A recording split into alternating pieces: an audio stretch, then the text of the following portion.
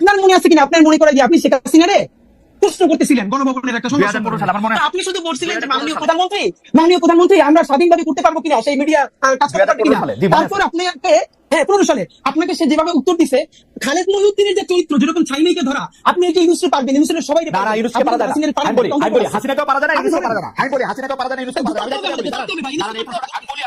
বলি প্রধানমন্ত্রী সংবাদ সম্মেলনে ওই প্রশ্ন আমি ওইবারই প্রথমবার করি নাই, টিভি অনেকবার গেছে, তারও আগে আমি করছি। কিন্তু প্রধানমন্ত্রী প্রশ্নটা করার পরে প্রধানমন্ত্রী যেভাবে আমাকে উত্তর দিচ্ছে সেই সময়কার প্রধানমন্ত্রী, তারপর থেকে আমার কোনো সম্পূর্ণ প্রশ্ন করার উত্তর জায়গা ছিল না। সংবাদ সম্মেলন সব 30 আদার পিপল, ঠিক আছে। ডক্টর মোহাম্মদ ইউনূস শেষ করতে দেন। এই সেপ্টেম্বরে কিন্তু উনি এখানে আসছে জাতিসংঘের মধ্যে নিয়ে, উনি সবাই দাও দিচ্ছে আমার ছাড়া। কিন্তু তাই মজার ব্যাপার বলি, এই যে আপনার অবশ্যই পাবলিক, আজকে আপনি বললেন আমরা জানলাম, আমাদেরকে সরকারের তরফ থেকে এক জায়গা থেকে আমরা প্রশ্ন করছি খালেদ মহিউদ্দিনের মতো ক্যারেক্টার কেন বাংলাদেশে জুলাই গণঅভ্যুত্থানের পরে তাকে কাজে লাগানো হইলো না। আমাদেরকে বলা হয়েছে খালেদ মহিউদ্দিন ভাইকে 2 বার সরকার থেকে, একবার বিটিভির দায়িত্ব নিয়ে আরো একটা বড় পদে বসে, প্লিজ আপনি এই রাষ্ট্রকে গড়ে তুলতে সাহায্য করেন। খালেদ মহিউদ্দিন ভাই রেসপন্স করেন নাই। আমি কোন সেক্রেটারিয়াল জব মিনিস্ট্রিয়াল জব করব না, তো আমি বাংলাদেশের সেক্রেটারিয়াল জব করব না।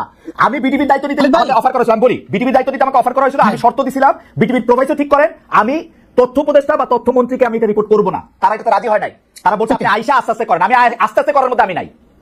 এটা আমরা জানলাম, কিন্তু খালেদ আপনার মানে আমরা ওই ভালোবাসার জায়গা থেকে বলি, আমরা তো প্রত্যাশা করছিলাম যে আপনি জার্মান থেকে যেরকম ইউএসএ গেলেন, আপনি জার্মান থেকে এই জুলাইয়ের পরে একবার কিন্তু বাংলাদেশ আপনার খালেদ ভাই দেখি নাই। আপনি আসলে হয়তো কি জানেন, আপনি অনেক মেকানিজমের সাথে কথা বললে, শহীদ পরিবারগুলোর সাথে কথা বললে, তাহলে আপনি আগে এটা ফিল করতেন। আমার দিকে আলাপটা করলে কি মানে আলাপটা আমি আর আপনি আলাদা আলাপ করব না। আপনি খালি আমাকে এই কথা বলেন, আমি সরাসরি প্রশ্নটা করি। এটা আমি কামাল ভাইয়ের কাছ থেকে আসলে একটু জানতে চাইবো, কারণ আপনার কাছ থেকেই আমরা এগুলি সবচেয়ে বেশি শুনি। কারণ যারা আগে জুলাই নিয়ে কথা বলছে তাদের অনেকেই ছাড়ান দিছে, রিটায়ার্ড করছে, আপনি রিটায়ার্ড করেন নাই, আপনি মাঠে আছেন, আপনি কথা বলতেছেন।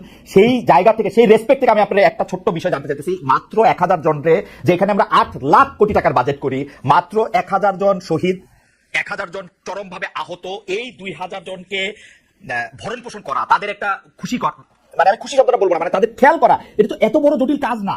এটা কেন করা যেতেছে না? এটা ডক্টর মোহাম্মদ ইউনূস আপনি প্রথম কেন এর জন্য আপনি অভিযুক্ত করতেছেন না, এটা আমাকে একটু সারপ্রাইজ করতেছে। মানে আর কাউরে এখানে অভিযোগ করার দরকার নেই, বুঝি না।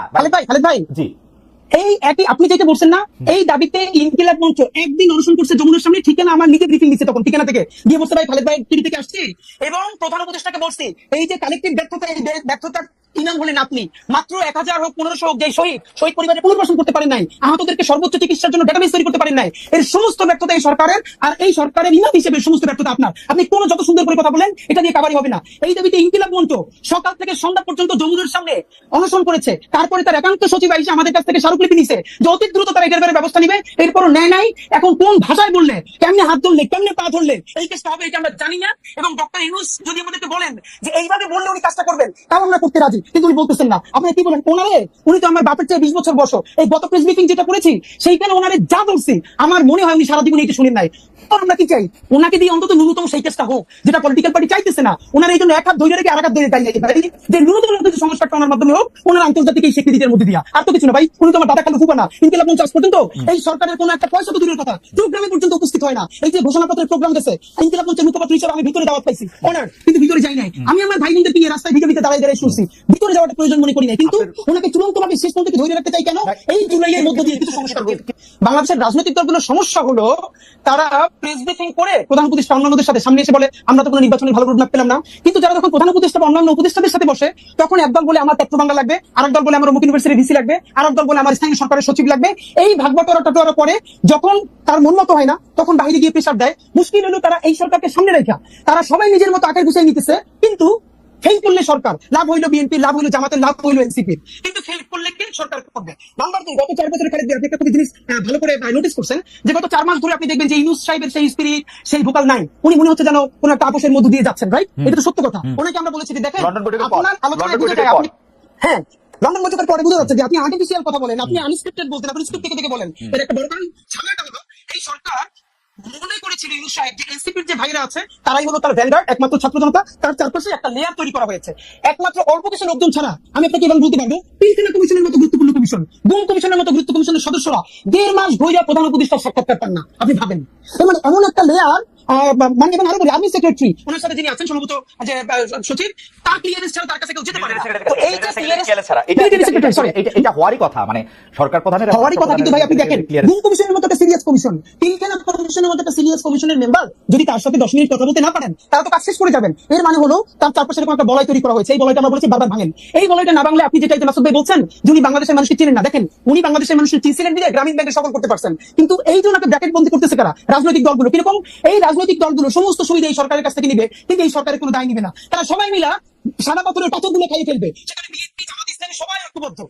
কিন্তু দোষ হবে কার? এই সরকার পারে নাই। কিন্তু দেখেন যখন বন পরিবেশ উপদেষ্টারে যারা ঘেরাও দিছে, সেখানে বিএনপি আছে, সেখানে জামাত ইসলাম আছে, সবাই মিলে আমরা এক। আমরা একসাথে আজকে একটা মজার ব্যাপার বলি ভাই, এই যে পত্রিকা নিউজ করছে যে রাজনৈতিক ঐক্যমত্যে সাদা পাথর লুটপাটের ক্ষেত্রে বাংলাদেশের সব রাজনৈতিক দল বিরাট এনসিপি ছিল হাদি এনসিপি তো নতুন দল, এনসিপি তো করে না এখন জামাত বিএনপি জাতীয় পার্টি মিলা, জামাত বিএনপি জাতীয় পার্টি মিলা করছে, তারা মিলে এই লুটপাটটা করতে চাইছে। এখন আমাদের যেটা মুশকিল, আমরা ভাই নির্বাচনের আগে কি চাইতেছি? আমরা বলছি এই নির্বাচন ফেব্রুয়ারিতেও লাগে না, এই নির্বাচন চাইলে ডিসেম্বরেও করা সম্ভব। দুইটা পক্ষ প্লিজ। এক নম্বরে হলো এই বিচার তো লম্বা সময় ধরে চলবে, কিন্তু অ্যাটলিস্ট যারা একদম নির্দেশদাতা আপনি তাদের কিছু বিচারের অন্তত আমাদেরকে দেখাই যান যে স্বচ্ছ একটা বিচারিক প্রক্রিয়া। ধরেন আমি সর্বশেষ দেখি যে সর্বশেষ প্রধানমন্ত্রী সহ আরো কয়েকজনের বিরুদ্ধে বিচার প্রক্রিয়া সাক্ষ্য গ্রহণ শুরু হয়েছে। এটাকে আর কিভাবে এক্সপেক্ট করা যায়? আপনার কাছে কি মনে হয়? হ্যাঁ ভাই, এটা দেখেন এই যে ট্রাইব্যুনাল 2 এইটা গঠন হয়েছে কিছুদিন আগে, অথচ আমরা এই সরকার গঠনের সাথে সাথে বলছি ট্রাইব্যুনাল 2 কেন? আপনি একজন শিক্ষক মানুষ, আপনি এটা বলেন মামলাটা তো রেডি হইতে সময় লাগে। এইটা একটা এত বড় মামলা আপনি রেডি করেন, পরে সরকার আসলে অন্য কেউ আসলে অন্য কারো বাজে ইন্টেনশন থাকলে এটা তো টিকবে না।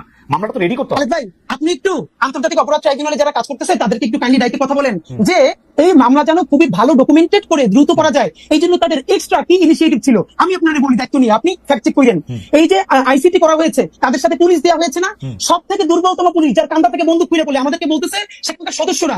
এমনও হয়েছে যে অপরাধী ধরতে গেছে, পুলিশ দৌড়িয়ে পারে না, তো এই যে আন্তর্জাতিক অপরাধ ট্রাইব্যুনালের যে টিম তারা দৌড়ে আসামি ধরতেছে। কিরে ভাই, মানে আমি আমাদের অনেকে আপনাকে এই প্রশ্ন করেছেন, আমাদের গবেষক দল আপনাকে প্রশ্ন করেছেন যে 5 আগস্ট জুলাই জুলাই ঘোষণাপত্র পাওয়ার পরে এনসিপি বা বাংলাদেশ গণতান্ত্রিক ছাত্র সংসদ এবং এমনকি আপনাদের মধ্যে এক ধরনের মনোমালিন্য, ঘরের মধ্যে মশারি কেউ কেউ বলতেছেন, দলের মধ্যে দল, আপনারা আলাদা হচ্ছেন নাকি আপনারা এক হচ্ছে, সেরকম অনেক কথা বলছেন। আপনি ব্যাপারটা আসলে কি হয় দেখেন?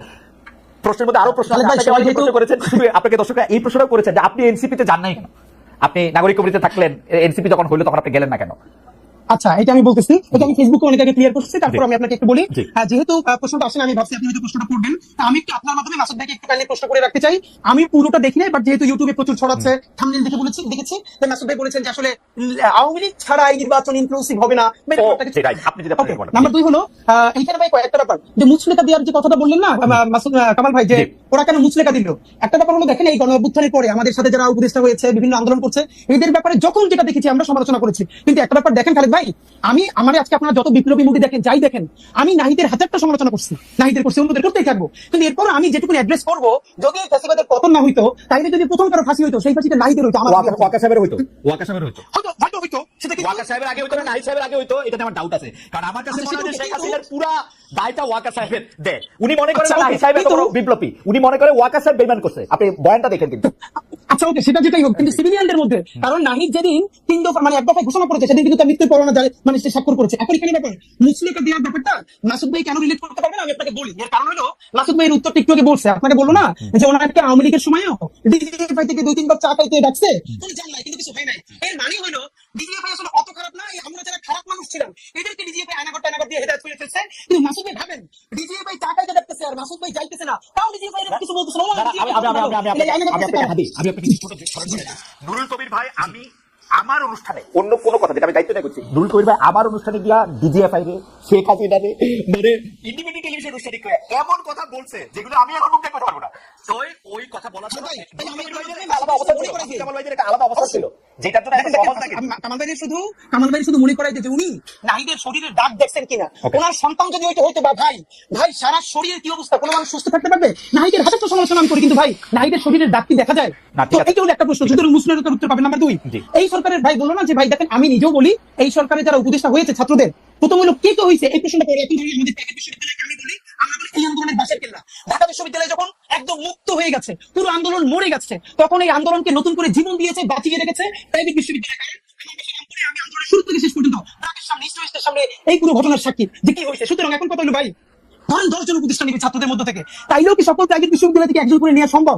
বাকি যে হাজার হাজার হবে না, সেও তো প্রশ্ন তুলবে, এটা কোনো প্রক্রিয়া না। কিন্তু আমরা বরং যেটা করতে চাই, এই যে 2 জন ছাত্র উপদেষ্টা হইলো, এখানে তো 2 জন নেওয়া ঠিক হয় না। এই সরকারের একমাত্র বৈধতা এই ছাত্র উপদেষ্টারা তাদের সাথে আছে। কারণ যখনই তারা চাপে পড়ে কোনো হকাস কইরা, তখন বলে আমাদের সাথে ছাত্ররা আছে। কিন্তু ছাত্ররাও যে দাবি জানায়, সেগুলো সে ডক্টর ইউনূস একটা বাস্তবায়ন করে না, ক্যাবিনেটে বাস্তবায়ন করে না। কেন করে না? কারণ এই ক্যাবিনেটের অনেকজন উপদেষ্টা ইতিমধ্যে বিভিন্ন রাজনৈতিক দলের সাথে আমার করছে। কিন্তু তাই মনে হয় যে আপনি কি সেটা বলেন যে 7 জন উপদেষ্টাই বা 10 জন উপদেষ্টাই ছাত্রদের থেকে নেওয়া উচিত ছিল? এই আমি মনে করি 3 ভাগের ন্যূনতম 1 ভাগ, 3 ভাগের ন্যূনতম 1 ভাগ ছাত্রদের মধ্যে থেকে নেওয়া উচিত ছিল। এবং এখান থেকে অবশ্যই প্রাইভেট বিশ্ববিদ্যালয় থেকে নেওয়া উচিত ছিল। 3 ভাগের 1 ভাগ, আপনি 8 জনের কথা বলতেছেন যে ছাত্র। এবং আমরা সেখানে প্রেস ব্রিফ করে বলেছি, এইখান থেকে প্রাইভেট বিশ্ববিদ্যালয় থেকে নিতে হবে মিনিমাম 2 জন। আমাদের নারীরা যদি না নামতো, জীবনে জুলাই সফল হতো না। একজন কই নারী শিক্ষার্থী কই? এই আমরা বলেছিলাম, তখন আমাদেরকে বলে যে নারীরও এক্সপার্টিস আছে কিনা। তখন আমি প্রশ্ন করছি, এই যে উপদেষ্টাদের মধ্যে মিনিমাম 5 জনের নাম বলতে পারবো যাদের কোনো এক্সপার্টিস নাই, তাদেরকে যদি রাষ্ট্র পাতে পারে, তাহলে আমাদের 2টা বোন এই সমস্ত নারীদের মধ্য থেকে, ছাত্রীদের মধ্য থেকে উপদেষ্টা হইলে আমরা ইনক্লুসিভ ফিল করতাম না, ইনক্লুডেড ফিল করতাম না। আমাদের প্রাইভেট থেকে 2টা ছাত্র যদি থাকে, কওমি মাদ্রাসা এত জীবন দিছে, ধরেন মাদ্রাসা থেকে একটা ছেলে, প্রাইভেট বিশ্ববিদ্যালয় থেকে 2টা ছেলে, নারী শিক্ষার্থীদের মধ্যে থেকে 2 জন বা 1 জন, তাহলে আমরা সবাই ইনক্লুডেড ফিল করতাম। এই যে না করে যেটা হইছে, এখন ছাত্র জনতা বিভাজিত হইছে। ইনক্লুডেড ফিল না করে জনাব মাহফুজ, জনাব নাহিদ, জনাব আসিফ উপদেষ্টা পরিষদে গেলেন কেন? এবং ডক্টর ইউনূস যখন ক্লিনটন ফাউন্ডেশনে মাহফুজ সাহেবকে পরিচয় করে দিচ্ছেন, উনি হচ্ছেন এই আন্দোলনের মাস্টারমাইন্ড। যখন শফিক সাহেব বলতেছেন যে এই আন্দোলনের পিছনে ছিল সেই, তখন ওনারা খুব আরাম করে মৃদু মৃদু হেসে এটা উপভোগ করতেছিলেন কেন? ওনারা কেন বললেন যে আমাদের ভাই বোনরা না আসা পর্যন্ত আমরা থাকবো না এখানে? দেখেন, এই জন্যই বলছিলাম যে মাহফুজ আলমের ব্যাপারে আমরা একটা পরামর্শ দিয়েছিলাম। এইটা কিছুদিন আমার মনে হয় বাস্তবায়ন হচ্ছে। যেমন আমি বলছিলাম, ওনার হাত থেকে ফোন কাইটা নেওয়া হোক, উনি যখন পোস্ট করতে চাইবেন, এটা প্রধান উপদেষ্টা দেখে পোস্টটা দিয়ে দিবেন। এরপর উনি অনেকদিন চুপচাপ ছিল, এরপর সরকার কিছুটা নিরিবিলিও ছিল। তো এখন আমাদেরকে যদি এগুলোই চলানো লাগে, তাহলে ভাই আমরা দেশ চালাই। আচ্ছা ঠিক আছে, এগুলি বাদ দেন। আসলে আমরা এখানে মাহফুজ সাহেব নাই, আপনি যদি এইটা বলেন, আপনি এনসিপি কেন করেন নাই? নাগরিক কমিটিতে আপনি ছিলেন, তারপরে আপনি এনসিপিতে কেন আসেন নাই? আমি ইনকিলাব মঞ্চকে আর 2 মিনিটের মধ্যে যদি আপনি বলেন যে ইনকিলাব মঞ্চকে আপনি আসলে কি দেখেন? এটা কি একটা প্রেশার গ্রুপ, এটা একটা মব চালানোর দিকে, এটা কি আসলে কি বাইরে কি? খালেদ ভাই, আপনি যে কাজটা করছেন, এটা হলো প্রতিবাদ জানাই। আপনি মব নিয়ে বলবেন, তো এই জন্য মবের উপর অনেক লেখাপড়া নিয়ে আসছিলাম। 3 পৃষ্ঠা এনসাইক্লোপিডিয়া থেকে শুরু করে সব নিয়ে আসছিলাম। আসলে কোন মব বলে আপনার সাথে দায়িত্ব নিয়ে বলি, ইনকিলাব মঞ্চ গত 1 বছরে 100 উপরে রাজপথে প্রোগ্রাম করছে, সিরিয়াস প্রোগ্রাম। কত প্রোগ্রামে ইনকিলাব মঞ্চ কোনদিন কারো গায়ে হাত দিয়ে তো দূরের কথা 1 টাকা জিনিস নষ্ট করছে? মব যেটা একাডেমিক বলে প্রমাণ যদি দিতে পারেন, তাহলে জীবনে আমি আপনাকে বলি, আমি কিন্তু আপনাকে ফলো করি, ইনকিলাব মঞ্চকে ফলো করি। আমি বলতেছি এটাকে আপনি কি বলতে চান? কারণ এক একটা তো বাংলাদেশের জুলাই অভ্যুত্থান অনুপ্রাণিত বাংলাদেশ পন্থী স্বাধীনতা সংগ্রামের টিকিয়ে রাখার জন্য একটি সাংস্কৃতিক প্ল্যাটফর্ম। যে সাংস্কৃতিক আমরা মনে করি যারা আইন নিজের হাতে তুলে নেয়, আপনারা তো আইন যারা নিজের হাতে তুলে নেয়, তাদের বিরুদ্ধে প্রতিবাদ করেন। কারণ এটাও এখন একটা বড় হাজারবার বলছি। এটা নিয়েও যদি আপনি একটু বলেন। না মানে আপনি ঢাকা বিশ্ববিদ্যালয়ের এক শিক্ষার্থীকে একজন যে তিরস্কার করেছিল, তাকে শাহবাগ থানায় গ্রেফতার করা হলো। এরপর কেউ কেউ গিয়ে তাকে মুক্ত করার চেষ্টা করলো। আমরা তাদের বিরুদ্ধে সবথেকে বড় ভূমিকা নিয়েছি। আমরা বলেছি এইসব অসভ্যতা বন্ধ করতে হবে, এবং অবশ্যই যারা মব করতেছে তাদের বিচার করতে হবে। কিন্তু ভাই, এই যে মব যেটা বলি, বাংলাদেশে এখন গুগল সার্চ করলে মব লাগলে খালি 1 বছরের নিউজ আসে। এই মব তো সন্ত্রাস শুরু হয়েছিল রাষ্ট্রীয় পৃষ্ঠপোষকতায় শাহবাগের সময়। দেখেন কোথাও মব বলতেছে না, সেই মব কোথায়, এটা আমরা খুঁজতে চাই। না, কেউ বলতেছে না, না বললেই কোনো কিছু মব না হয়ে অন্য কিছু হয়ে যায় না। এটা শফিক সাহেবের স্টাইল, মব না বলে ইয়াবত সন্ত্রাস বলা। কিন্তু মব আসলে তাই শাহবাগে এটা ইয়া তোলা হয়েছে, এই আইন বাতিল করে অন্য একটা আইন করতে হবে এটা করার জন্য। সেটা ঠিক আছে, আপনি কেন এনসিপি করেন না সেটা যদি এক লাইনে বলতেন। অনেক দর্শকের আমি এনসিপি করি নাই ভাই, আমি জাতীয় নাগরিক কমিটির কেন্দ্রীয় সদস্য ছিলাম। যখন এটা পলিটিক্যাল ফরমেশনে যাবে, তখন আমার মনে হয়েছে যে পলিটিক্যাল পার্টি জুলাই অভ্যুত্থান অনুপ্রাণিত অবশ্যই একটা লাগবে। কিন্তু সবাই যদি পলিটিক্সে যায়, দেখুন এখন আমাকে বিএনপি গালি দেয়, আবার বিএনপি আমার কথা পছন্দ করে, জামাত গালি দেয়, জামাতও পছন্দ করে। কারণ আমরা জুলাইয়ের একটা প্রেশার গ্রুপ হিসেবে সবাইকে একতাবদ্ধ রাখবার চেষ্টা করছি।